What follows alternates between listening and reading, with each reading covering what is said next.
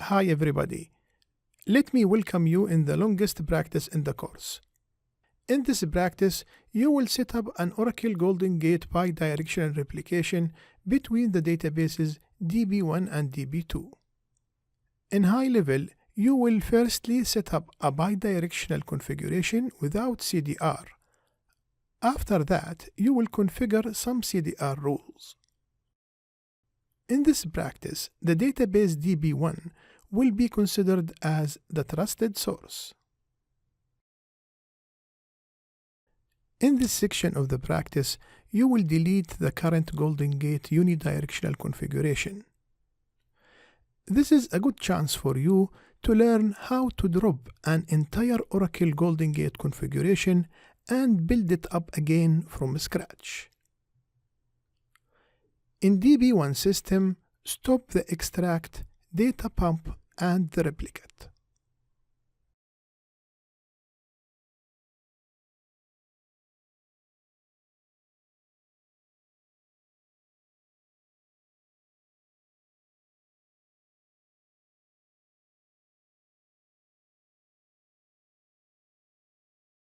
In DB1 system, remove the existing extract components. Delete the extract and data pump processes.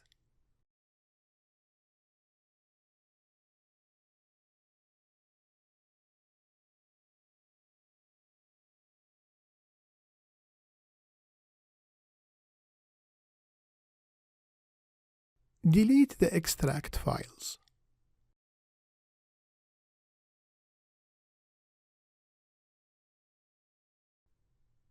In DB2 system, remove the existing replicate components. Delete the replicate process. Delete the trail files.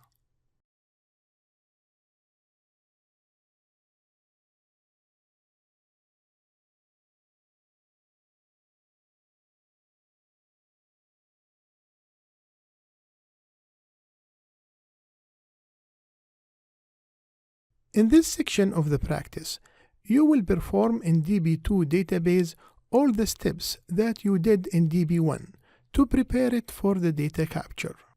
You will also perform some preparation steps for the bidirectional configuration in DB1. In DB2, drop the EMP history table in the HRTRG schema. You created that table in an earlier practice for saving the transactions history, and you don't need it for this practice.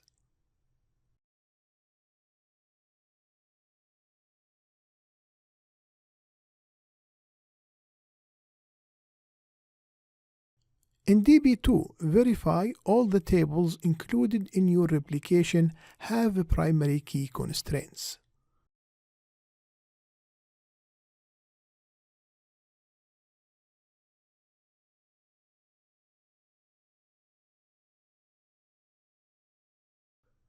In DB2 system, enable schema-level supplemental logging for HRTRG schema. All calls is used to log non-key columns. They are needed for conflict resolution that you will configure later.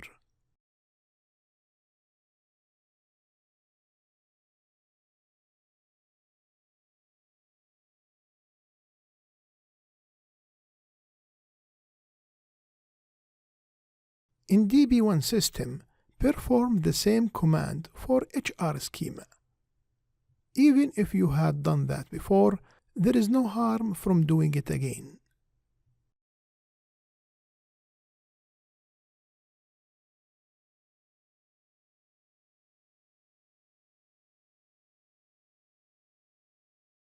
In DB1, disable the job that keeps updating the sample table.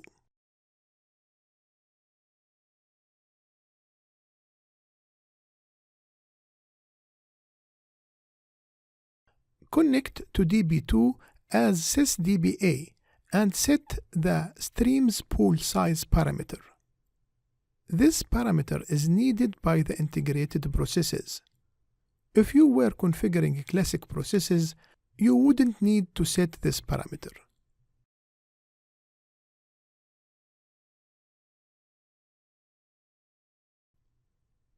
In DB2 database, drop the extra columns that you added to the hrtrg.employees table in a past practice.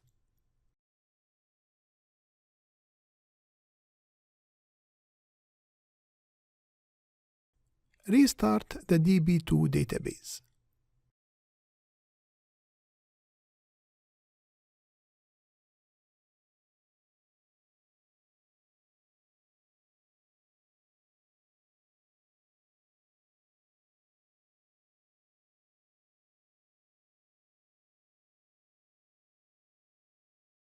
In this section of the practice, you will configure integrated extract, data pump, and replicated processes in the GGSRV1 system.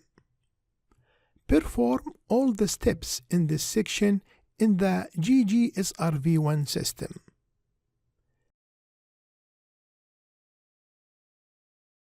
Edit the extract parameter file and add the code as shown in the document to it. Notice that you use the exclude tag to exclude capturing the transactions made by the replicate.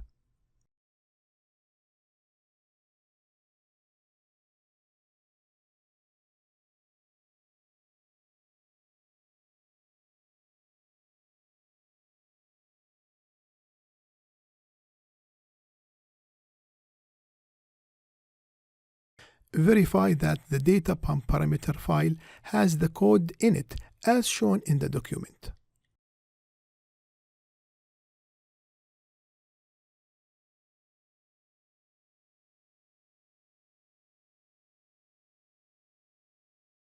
Create the replicate process parameter file. Give the replicate process group the name RSRV1. Add the code to it as shown in the document.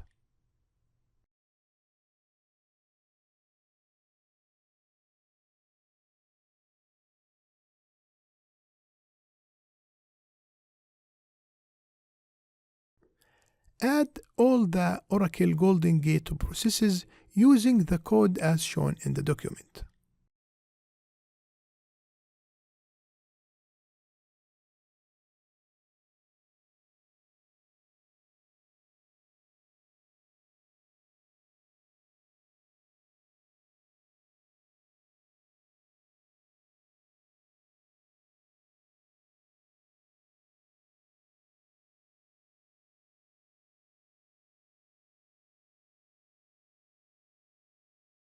In this section of the practice, you will create the process groups in the GGSRV2 system. Perform all the steps in this section in GGSRV2 system. Create the extract parameter file and add the code in it as shown in the document. Give the process group the name ESRV2.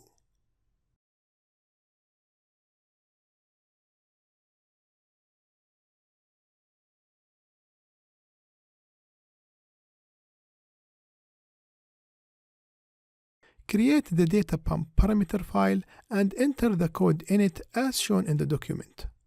Give it the name PSRV2.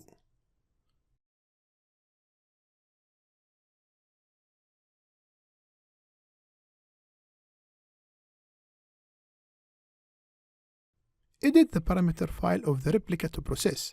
Add the code in it as shown in the document.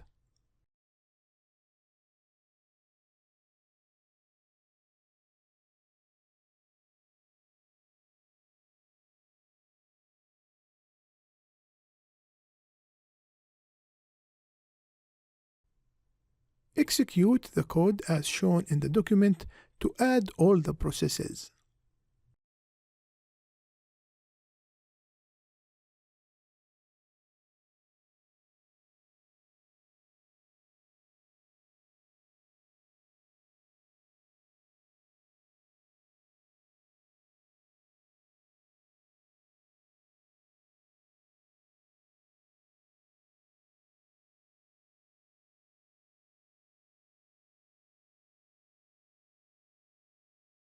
In this section of the practice, you start the Oracle Golden Gate processes and verify their status.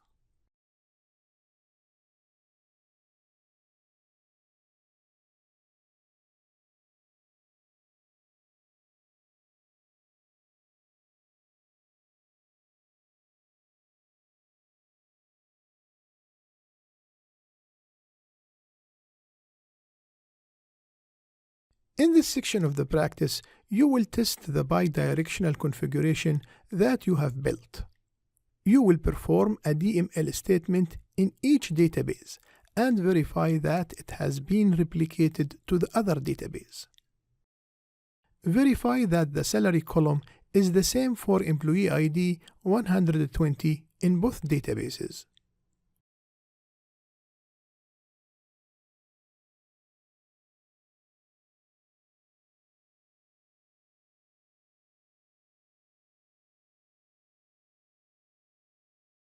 In the steps from 23 to 28, you update the record of employee 120 and verify that the update has been replicated to the other database.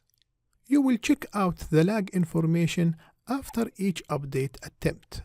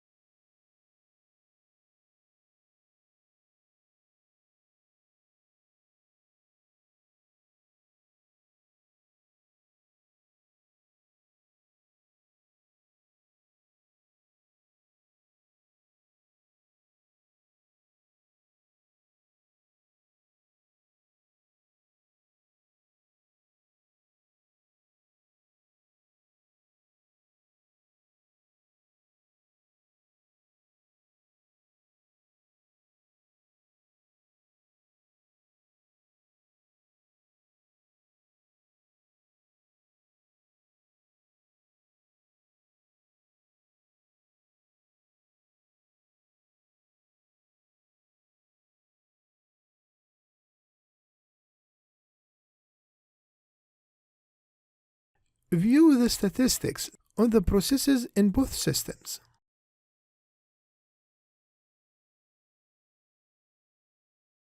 The update statements have been reported by the output. In this section of the practice, you will prepare the employees table for the CDR configuration.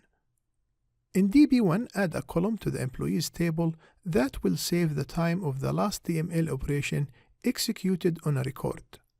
Then add a trigger that will automatically update it.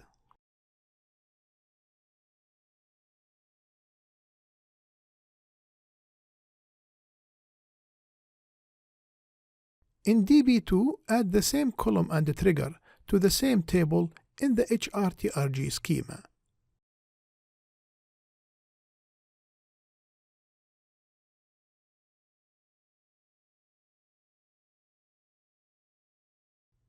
In DB1, insert a new record in the employees table and verify the value of the new column.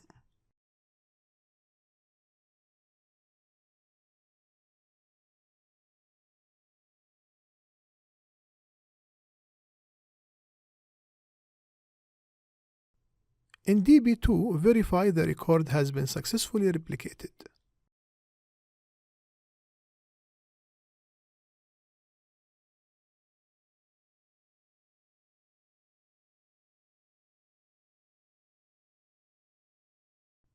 Delete the new record.